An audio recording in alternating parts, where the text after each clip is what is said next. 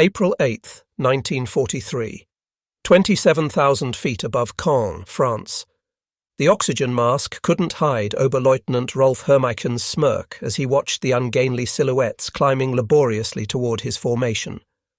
Through the crystal-clear canopy of his Focke-Wulf 190A5, the veteran ace of Jagdgeschwader 26 studied the American fighters making their combat debut over occupied Europe. "Die armies have sent us flying milk bottles," he transmitted to his wingman, unable to suppress his laughter at the sight of the massive Republic P-47 Thunderbolts struggling for altitude. Below them, 16 P-47C, Thunderbolts of the 4th Fighter Group lumbered upward in tight formation, their 2,000 horsepower Pratt and Whitney R 2800 double Wasp engines straining against their 7-ton weight. To German pilots accustomed to the sleek Spitfires and nimble Soviet fighters, these corpulent American machines appeared almost comical. Barrel-shaped fuselages topped with greenhouse canopies, wings that seemed too small for their massive bodies, propellers that dwarfed anything in the Luftwaffe inventory. What Hermiken didn't know, what none of the German pilots circling like wolves above could have imagined, was that they were witnessing the arrival of the weapon that would systematically destroy the Luftwaffe's fighter arm. Within 18 months, these flying milk bottles would transform from objects of derision into instruments of terror, their 8AN/M2 Browning machine guns becoming the most feared sound in German skies. The mathematics of destruction were already loaded in those broad wings. 3,400 rounds of ammunition, a combined rate of fire of 6,000 rounds per minute, enough concentrated firepower to saw a Messerschmitt in half in less than 2 seconds. The transformation began that April morning when Major Donald Blakesley, commanding the 335th Fighter Squadron, spotted the German formation positioning for attack. The former Eagle Squadron veteran, who had transferred from RAF Spitfires just weeks earlier, understood what his men didn't yet know, that survival in the P-47 required abandoning everything they thought they knew about air combat. The Thunderbolt represented a radical departure from conventional fighter design philosophy. While the Germans had pursued lightweight interceptors optimized for climb and turn performance, Republic aviation had created something unprecedented, a high-altitude juggernaut that used mass, power and firepower to redefine the rules of aerial warfare. Among the 56 American pilots spread across the French sky that morning were men who would become legends, future aces whose names would strike fear into Luftwaffe hearts. But on April 8, 1943, they were novices in an untested machine, facing the most experienced fighter force in the world. The Germans had been fighting continuously since 1939, with veterans of Poland, France, Britain and Russia.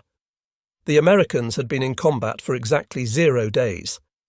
This story is about how industrial logic defeated tactical brilliance, how quantity and quality merged into overwhelming superiority, and how German pilots' laughter turned to terror as they discovered what synchronized Browning machine guns could do to an aircraft at 400 yards.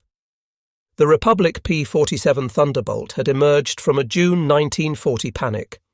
As German fighters swept across France, Alexander Kartveli, Republic Aviation's Georgian-born chief designer, received urgent specifications from the US Army Air Corps. They wanted a high-altitude interceptor capable of matching the Luftwaffe's best. What Kartveli designed instead was a monster that redefined the possible.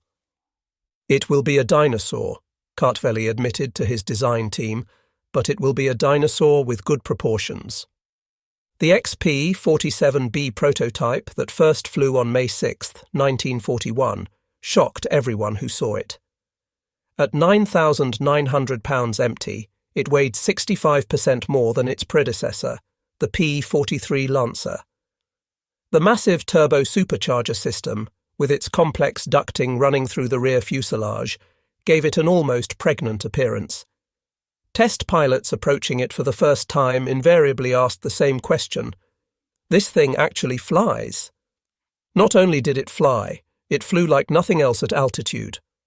The Pratt & Whitney R 2800 double Wasp engine, an 18-cylinder radial producing 2,000 horsepower, could maintain full power at 27,000 feet, where German fighters gasped for air.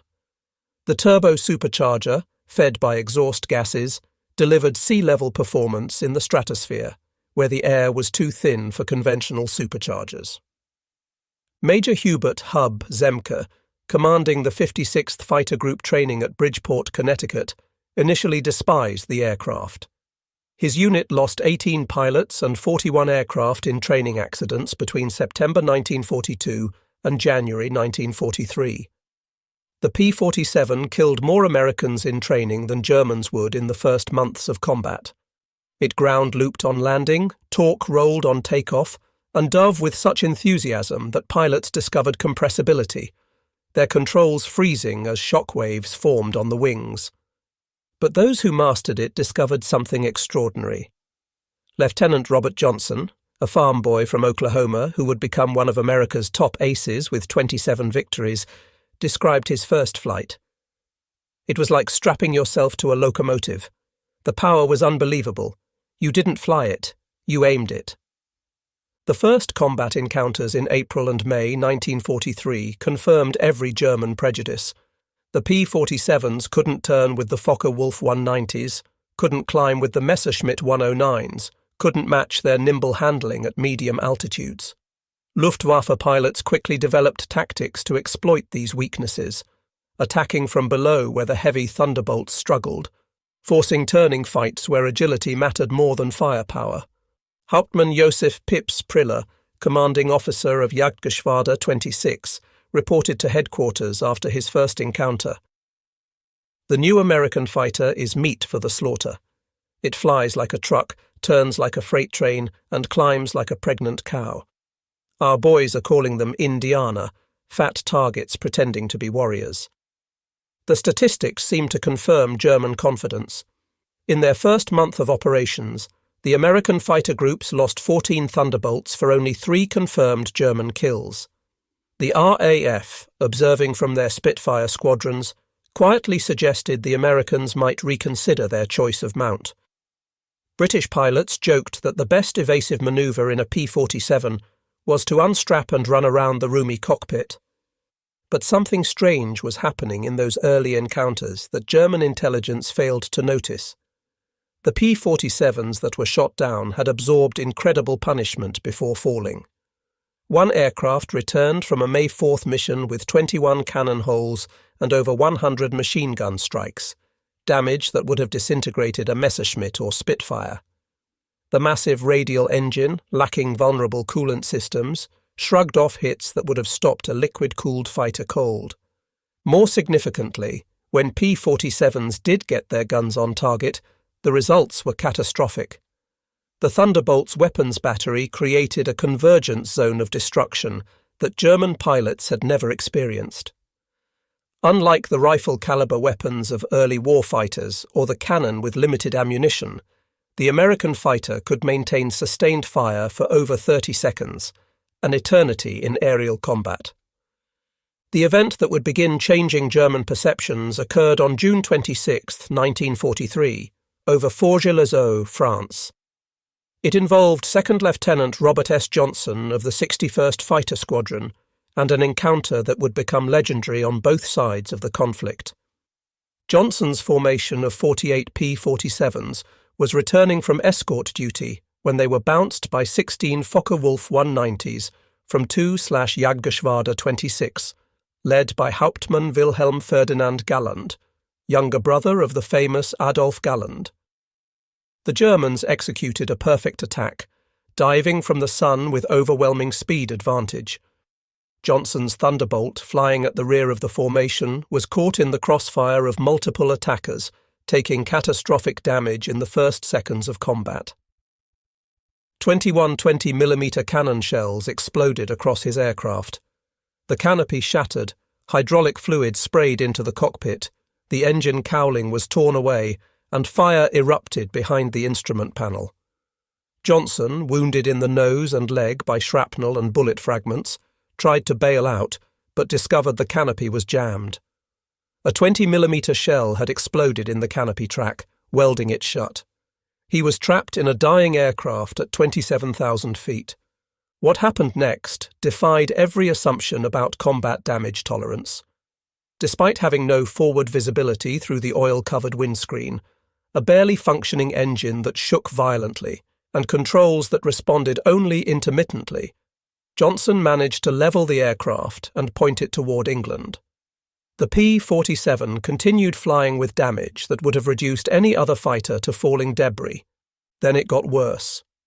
A lone Focke-Wulf 190, flown by an unknown pilot from 2/JG-26, discovered the crippled Thunderbolt limping toward the channel at less than 170 miles per hour. Historical research has never definitively identified this pilot, though several names have been proposed based on German combat reports from that day. What followed was one of the most extraordinary encounters in aerial warfare history.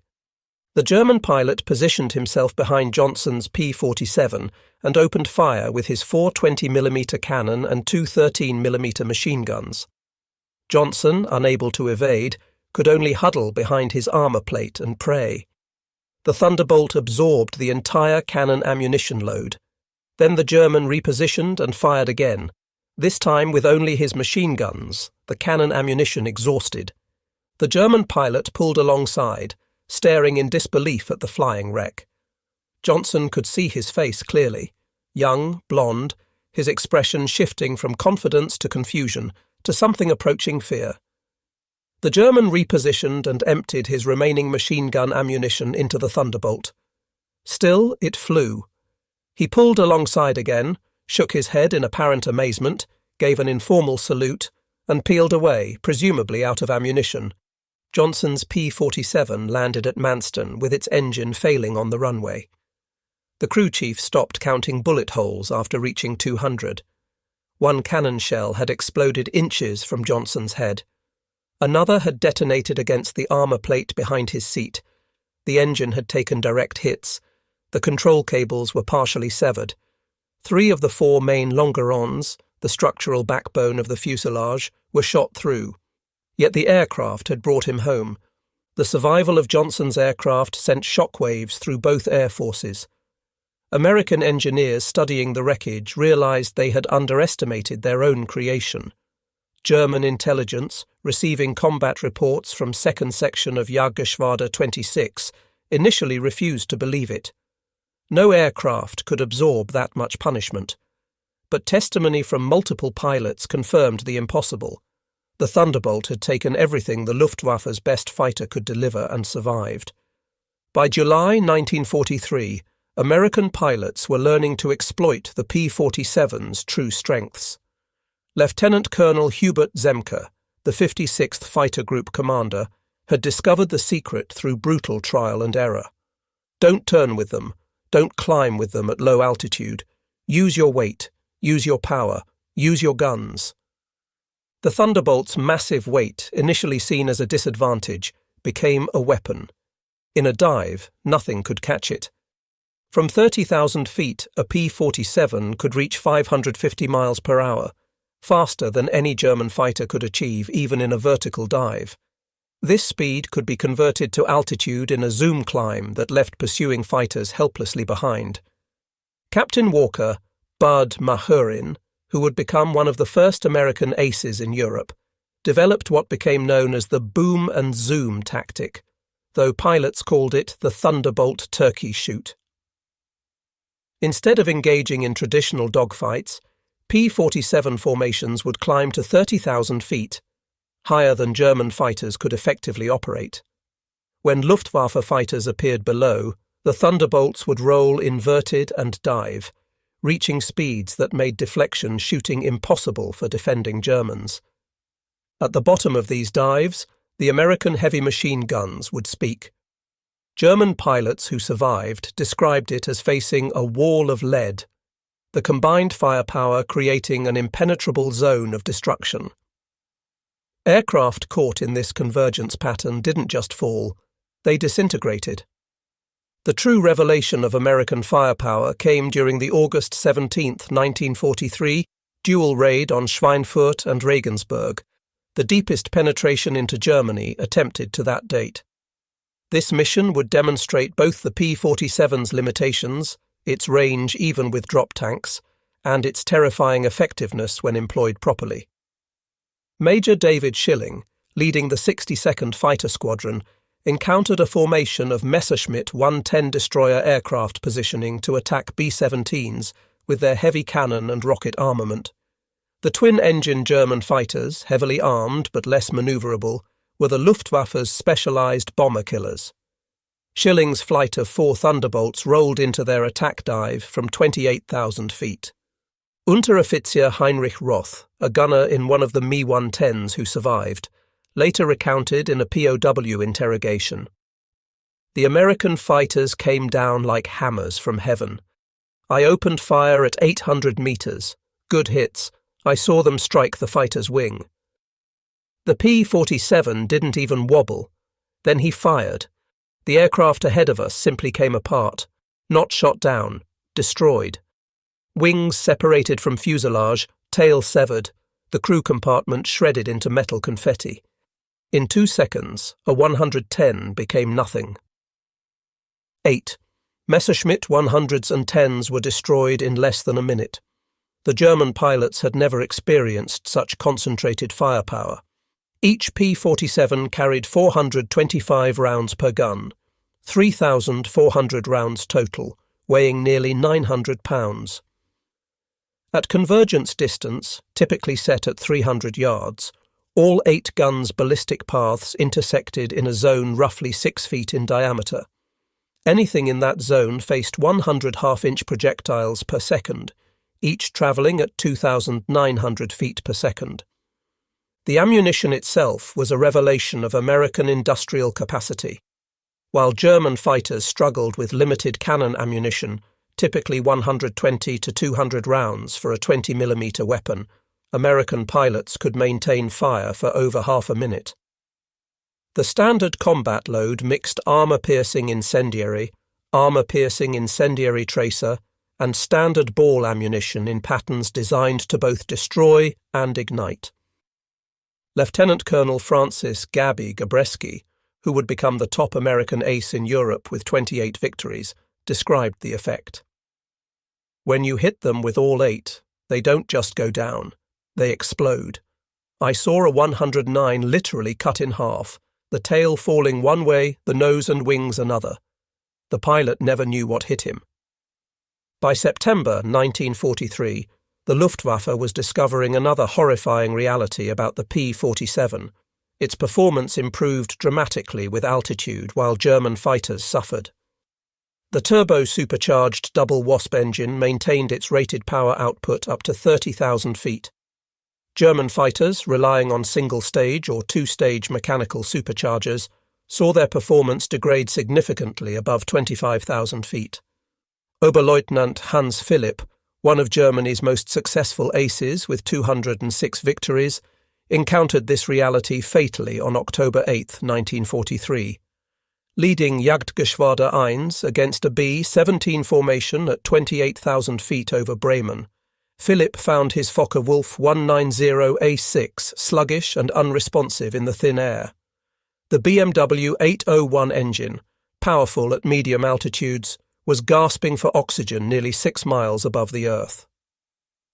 When P-47s of the 56th Fighter Group dove on his formation from 32,000 feet, the German fighters were sitting ducks. Robert Johnson, now an experienced combat pilot on his way to ace status, was flying at 31,000 feet when he spotted Philipp's distinctive Focke-Wulf with its elaborate nose art. Johnson's combat report was clinical. Opened fire at 300 yards, 30-degree deflection. Observed strikes along entire fuselage. Enemy aircraft exploded. No parachute observed. Philipp's death sent shockwaves through the Luftwaffe. If one of their best, a man who had survived over 500 combat missions on both eastern and western fronts, couldn't survive against the Thunderbolts, what chance did average pilots have? The German High Command ordered an immediate investigation into the P-47's capabilities. The report, delivered to Reichsmarschall Hermann Göring in November 1943, was sobering. The Thunderbolt's service ceiling exceeded 42,000 feet, higher than any German fighter could reach. Its dive speed approached the sound barrier. Its armour included a 3/8-inch steel plate behind the pilot, 1/2-inch bulletproof glass windscreen, and armoured deflection plates around the engine. Most disturbingly, its rugged construction allowed it to absorb damage that would destroy 3 conventional fighters and still return home. In January 1944, a new variant of the P-47 began arriving in England that would complete the transformation from laughingstock to nightmare. The P-47 D-22 featured a Hamilton standard hydromatic propeller with paddle blades, 13 feet in diameter with broad chord blades that bit into the air like massive oars. The improvement in climb rate was immediate and dramatic.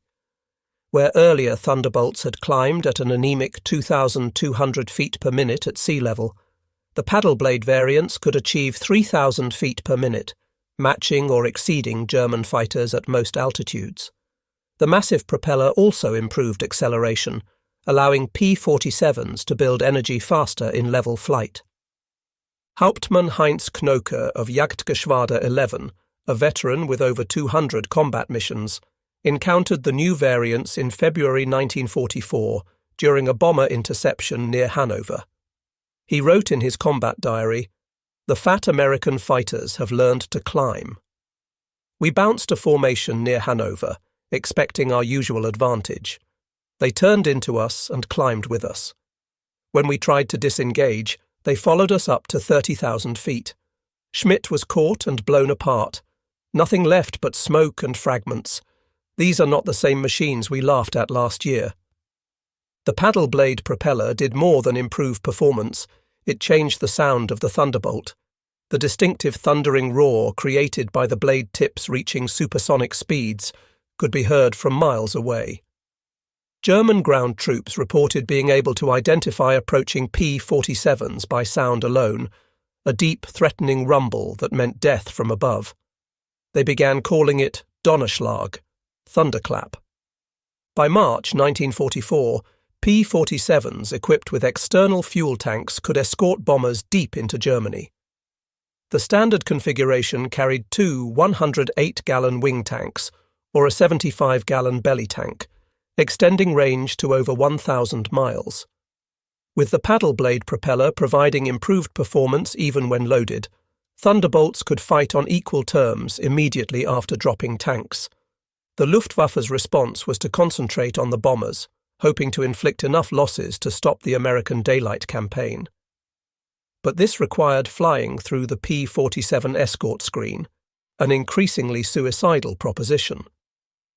German pilots developed a grudging respect that bordered on fear for the big American fighters. Major Günther Rahl, one of Germany's top aces with 275 victories, mostly on the Eastern Front, survived an encounter with P-47s on March 6, 1944, that left him badly wounded. He later recalled in a post-war interview, "We saw them above us, fat silhouettes against the sun. Someone laughed and said, 'Here come the flying pigs.' Nobody was laughing 30 seconds later. They came down like an avalanche, faster than we could react. The first pass destroyed 3 of our fighters, just gone, transformed into burning debris. Their guns didn't fire in bursts like ours. They poured out solid streams of fire. Getting caught in that stream meant instant death." The escort missions revealed another P-47 advantage: endurance. While German fighters operated at maximum power settings that consumed fuel rapidly, the big American radials could cruise efficiently at high altitude. Thunderbolts could remain with the bombers for hours, rotating top cover while maintaining enough fuel for combat and return. As more P-51 Mustangs arrived to take over long-range escort duties in spring 1944, P-47 units increasingly focused on ground attack, a role that would make them the most feared aircraft in the German arsenal. The transition began in earnest in April 1944, as the Allies prepared for the invasion of France. The Thunderbolt's heavy machine gun battery proved equally effective against ground targets. The standard armour-piercing incendiary ammunition could penetrate the top armour of most German vehicles, while the sheer volume of fire could destroy soft targets in seconds. A 2-second burst put 160 half-inch projectiles into a target area the size of a truck. But it was the addition of bombs and rockets that transformed the P-47 into a true multi-role monster. The D-25 variant could carry two 1,000-pound bombs under the wings and a 500-pounder under the fuselage, a bomb load equal to early war medium bombers. Later variants added zero-length rocket stubs for 10 5-inch high-velocity aircraft rockets, HVARs, each equivalent to a 105mm artillery shell. Oberst Hans von Luck, commanding the 125th Panzer Grenadier Regiment during the Normandy campaign, experienced P-47 ground attacks firsthand. They came in low, so low you could see the pilots' faces. The sound was terrifying. Engines roaring, rockets screaming, then the hammer of those heavy machine guns. A column of our trucks simply ceased to exist. 20 vehicles transformed into burning wreckage in one pass. The psychological effect on the men was devastating. They called them Jabos, fighter bombers, but these were something beyond that. They were flying artillery with the accuracy of snipers.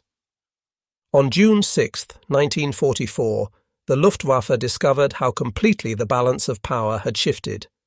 Over 500 P-47s provided air cover for the invasion, creating an impenetrable umbrella over the beaches. German fighters attempting to reach the landing zones were massacred. Oberleutnant Wolfgang Fischer of Jagdgeschwader, one of only 3 German pilots to reach the beaches that day, reported, "The sky belonged to the Americans. Thunderbolts were stacked from sea level to 30,000 feet. We tried to break through at dawn. 12 fighters from our Gruppe. I was the only one to return. The P-47s were waiting at every altitude. You couldn't climb over them, couldn't dive under them. Their guns turned our fighters into aluminum rain." In the weeks following D-Day, P-47s systematically destroyed German movement in daylight. The statistics were staggering. In June alone, 9th Air Force Thunderbolts claimed 651 locomotives, 3,847 trucks, 512 tanks and armoured vehicles, and 4,553 horse-drawn vehicles destroyed. The Wehrmacht was forced to move only at night, severely hampering their ability to respond to Allied advances. The Germans tried everything to counter the Thunderbolt threat. They reinforced vehicle armour, deployed more anti-aircraft guns, developed new camouflage techniques. Nothing worked. The P-47's combination of speed, armour and firepower made them nearly unstoppable. Even the feared 88mm flak guns struggled to track the fast-moving fighters at low altitude. While devastating Europe, the P-47 was simultaneously proving its worth in the Pacific theatre. The 348th Fighter Group, operating from New Guinea, discovered that the Thunderbolt's qualities were perfectly suited to the vast distances and harsh conditions of the Pacific War. Colonel Neil Kirby, commanding the 348th, developed tactics specifically for the Pacific. On October 11, 1943, Kirby led 4 P-47s against 40 Japanese aircraft over Wewak, shooting down 6 enemy planes himself in a single mission, earning him the Medal of Honor. The Japanese, accustomed to fighting nimble but fragile American fighters, were unprepared for the P-47's combination of firepower and durability. Japanese ace Saburo Sakai, who encountered P-47s over New Guinea, later wrote, "We called them monsters. Our 20mm cannon, which could destroy a P-40 with a few hits, seemed to have no effect. I put dozens of rounds into one Thunderbolt and watched it fly away. Their return fire was terrifying, streams of heavy bullets that tore aircraft apart." The P-47N, developed specifically for the Pacific, featured increased fuel capacity with wet wings holding 93 gallons each, extending range to 2,350 miles. This variant would escort B-29s to Japan, proving that the short-legged fighter of 1943 had evolved into a true long-range weapon. Perhaps the ultimate vindication of the P-47's evolution came in its encounters with German jet fighters. The Messerschmitt Me 262, with its 540 miles per hour top speed, should have been untouchable by propeller-driven fighters. But Thunderbolt pilots discovered they could catch jets in two situations: during takeoff and landing when jets were most vulnerable, and in high-speed dives from altitude. On November 27, 1944, Lieutenant Colonel John C. Meyer of the 352nd Fighter Group became one of the first pilots to shoot down an Me 262 with a P-47. Diving from 28,000 feet, Meyer's Thunderbolt reached speeds approaching 500 miles per hour, fast enough to catch the jet in level flight. The jet pilot, confident in his speed advantage, never saw the diving P-47 until Meyer's guns opened up at 400 yards. Meyer's combat report noted, "The enemy aircraft disintegrated under fire. Large pieces, including both engines, separated from the fuselage. The pilot did not escape. The concentrated fire of 8.50 caliber guns proved more effective than we anticipated against jet aircraft." By early 1945, specialized P-47M variants were deployed specifically to counter German jets and V-1 flying bombs. With water methanol injection boosting power to 2,800 horsepower and refined aerodynamics, these ultimate Thunderbolts could reach 470 miles per hour in level flight at 30,000 feet, fast enough to intercept even jets under certain conditions. Major George Bostwick, commanding the 63rd Fighter Squadron equipped with P-47s, shot down two Me 262s in March 1945. His tactical report emphasized firepower over speed. "The jets are faster, but they can't turn and they can't take punishment. One good burst from our battery, and they come apart like they're made of paper. They have to slow down to attack bombers. That's when we get them."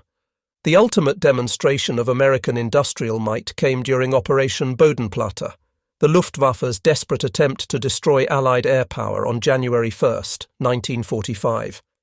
Nearly 900 German fighters, including their best remaining pilots, launched surprise attacks on Allied airfields across Belgium and the Netherlands. At Y-34 airfield near Metz, home to the 365th Fighter Group's P-47s, the attack initially succeeded. German fighters destroyed 22 Thunderbolts on the ground, along with several other aircraft. A captured German pilot, brought to the command post, pointed at the burning aircraft and taunted, "What do you think of that?" Major George Brooking's response became legendary throughout the 9th Air Force. He pointed to the flight line where ground crews were already pushing damaged aircraft aside and preparing hardstands for replacements. "By tomorrow we'll have 40 new ones.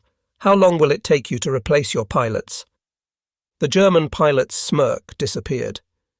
Within 48 hours, factory-fresh P-47D-40S filled the flight line, flown in from depots in England. The Luftwaffe lost 271 aircraft and 213 pilots in Bodenplatte, including many irreplaceable instructors and squadron leaders. These losses they could never replace. The Americans lost 134 aircraft total across all attacked airfields, all replaced within a week. The numbers told the story of inevitable defeat. Republic Aviation produced 15,683 P-47s during the war, more than any other American fighter. At peak production, the Farmingdale factory on Long Island completed one Thunderbolt every hour around the clock. The Evansville plant in Indiana, built from empty farmland in 1942, was producing 500 aircraft per month by 1944. Each P-47D required 65,000 individual parts, 8 miles of electrical wiring, 2,000 pounds of aluminum, and 300 pounds of rubber.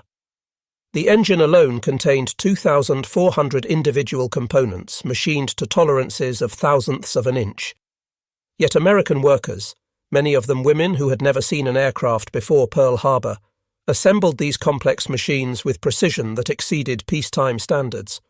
The ammunition production was equally staggering, Each P-47 sortie required 3,400 rounds of .50 caliber ammunition. With hundreds of Thunderbolts flying daily missions, ammunition consumption exceeded 10 million rounds per month by mid-1944. The Lake City Arsenal in Missouri, one of several ammunition plants, produced 30 million rounds monthly. Each cartridge was manufactured to tolerances measured in 10,000ths of an inch, ensuring reliable feeding through the synchronized gun mechanisms. The fuel consumption was enormous. Each Thunderbolt burned 100 gallons per hour in normal flight, up to 300 gallons per hour in combat with water injection engaged. The 9th Air Force alone consumed over 25 million gallons of aviation fuel monthly by late 1944, all of it shipped across the Atlantic in tankers that were themselves products of American mass production.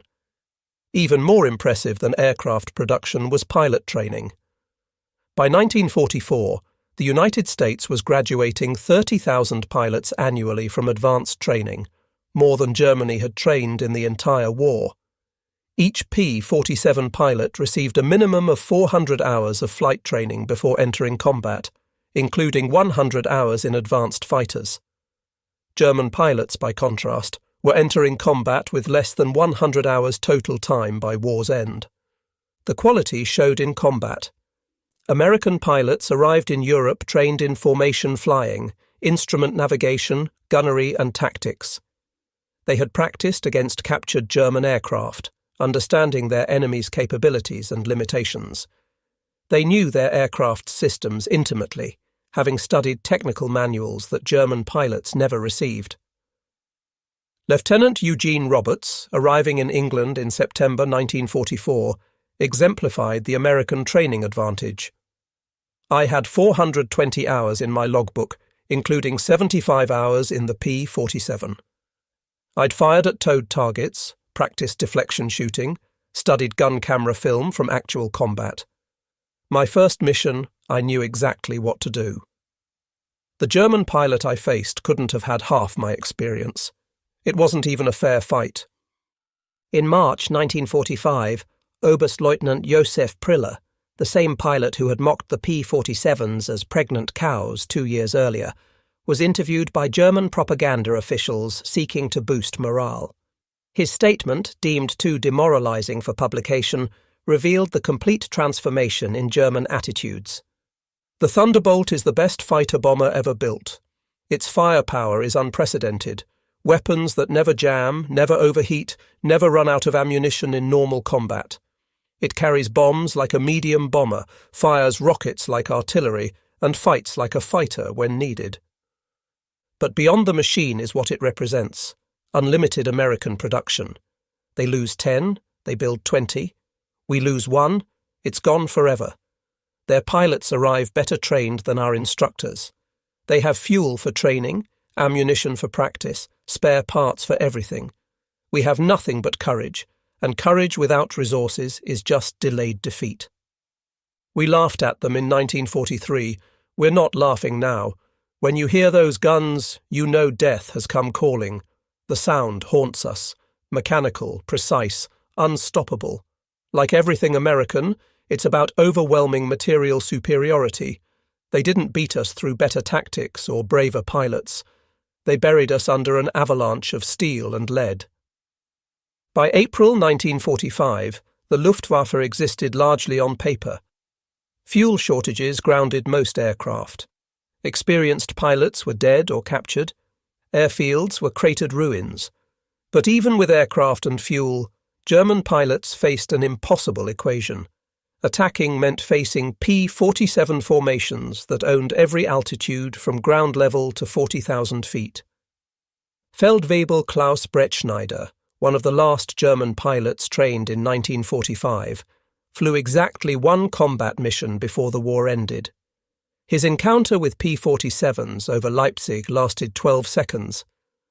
I saw them diving from above, 4 Thunderbolts in perfect formation. I tried to turn, but they were too fast. The leader fired from 500 meters. My aircraft shook like it was hit by sledgehammers. The engine exploded, the wing separated. I barely escaped. In the parachute, I watched them destroy my entire staffel. 6 fighters gone in under a minute. The sky rained burning aluminum and bodies.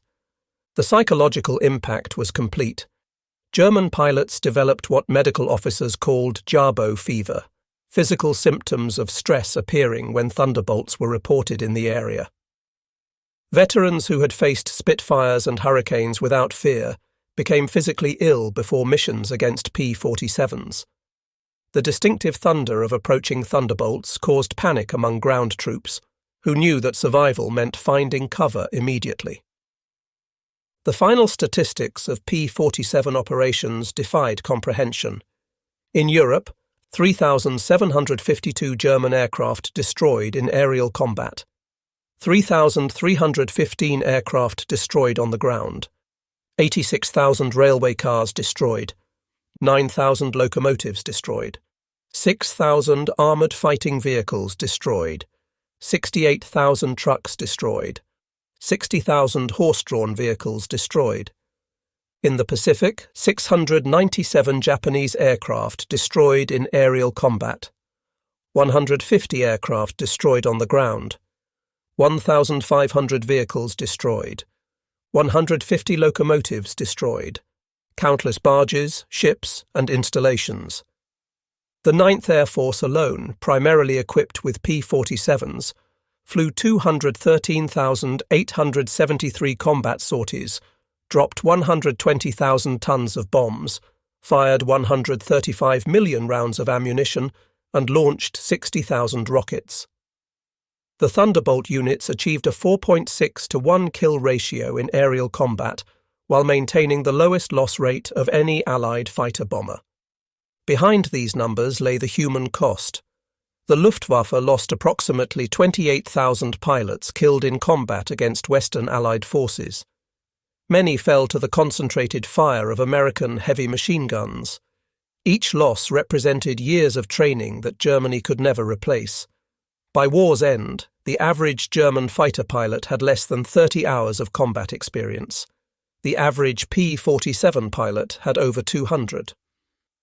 At the Luftwaffe interrogation center at Oberursel, captured Allied pilots were debriefed by German intelligence. The records, captured in 1945, revealed German assessments of Allied aircraft. The file on the P-47, updated continuously throughout the war, showed the complete reversal of opinion. April 1943. Large, unmaneuverable fighter, inferior to German types in all performance parameters except dive speed. Machine gun armament insufficient against cannon-armed fighters. Assessment: minimal threat. December 1943. Exceptional high-altitude performance. Extreme structural strength. Firepower increasingly problematic. Pilots showing improved tactics. Assessment: significant threat above 25,000 feet. June 1944. Dominant fighter bomber. Superior to all German types above 20,000 feet. Firepower devastating against all target types. Structural strength makes shoot-down extremely difficult. Assessment: critical threat at all altitudes. March 1945. Best fighter bomber of the war. Combination of firepower, durability, and performance unmatched. Pilot quality exceptional. Assessment: unsurvivable in direct engagement. In 1985, at a reunion of German and American fighter pilots in Phoenix, Arizona, former adversaries met in peace. General Lieutenant Adolf Galland, former head of the Luftwaffe fighter arm, was asked about the P-47. His response, recorded on video, captured the complete transformation. "We made a terrible mistake in 1943. We saw this big, heavy fighter and laughed. The Americans don't understand air combat," we said. "They built a bomber and called it a fighter. We were the ones who didn't understand. The Americans didn't try to build a European fighter. They built an American one, designed around production, firepower, and survivability. They understood that in a war of attrition, the plane that could take punishment and deliver devastating firepower would win. They were right." The first time I flew a captured P-47 after the war, I understood everything. The power was incredible. It climbed like it was falling upward. The cockpit was comfortable, the visibility excellent, the controls precise. It was a pilot's aircraft wrapped in armour. But what really impressed me was realizing that America built over 15,000 of these complex machines while fighting a two-ocean war.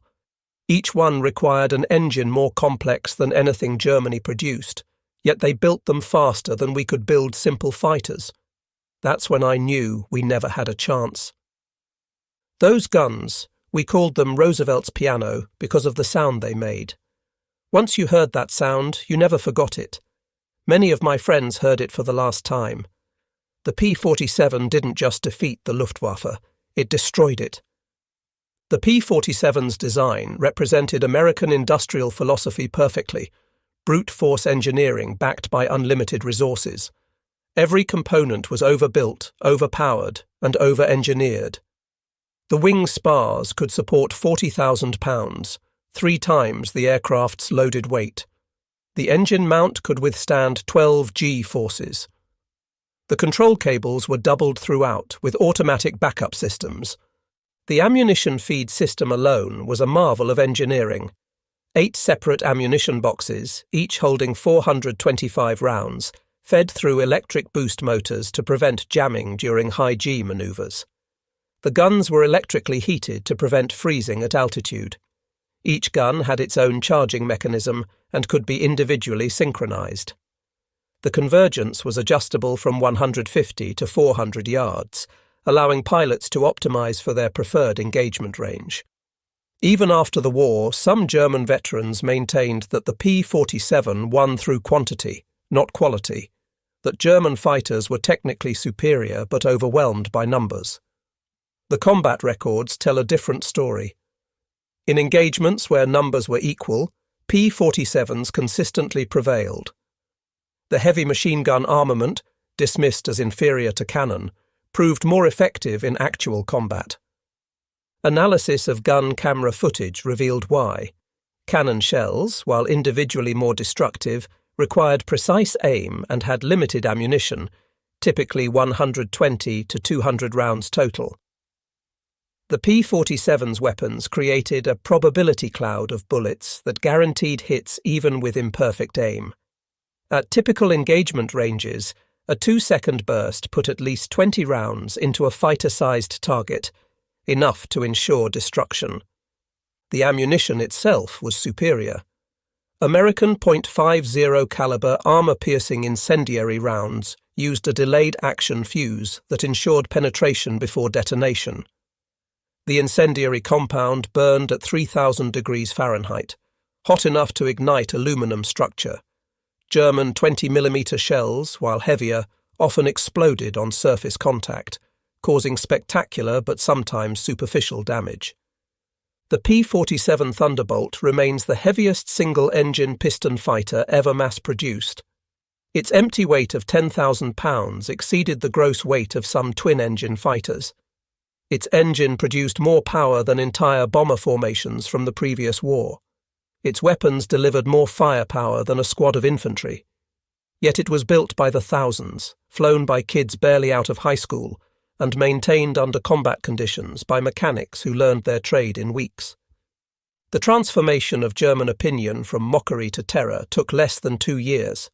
In that time, the flying milk bottle became the most feared aircraft in the Luftwaffe's experience. Veterans who had faced Spitfires, Hurricanes and Soviet Yaks without flinching spoke of P-47s in hushed tones decades after the war. At the United States Air Force Museum in Dayton, Ohio, a restored P-47D sits among other legendary fighters. Its placard lists specifications and battle honours. But the real story is told by a small display case containing spent .50 caliber shells and a strip of gun camera film showing a Focke-Wulf 190 disintegrating under fire. Below the display is a quote from an unnamed German pilot, taken from a 1945 interrogation report. "We laughed when we first saw them. Fat, ugly American fighters that couldn't turn, couldn't climb, couldn't fight. We stopped laughing when we realized they didn't need to turn or climb. They just pointed those guns at you and you ceased to exist. The laughter died with our comrades. The P-47 Thunderbolt entered combat as an object of derision and ended the war as an instrument of annihilation. In between, 8 synchronized Browning machine guns rewrote the rules of aerial warfare and buried the Luftwaffe under an avalanche of lead. German pilots had laughed at the ungainly American fighter in April 1943. By May 1945, there were no German pilots left to laugh. The thunder had spoken, and the sky belonged to America.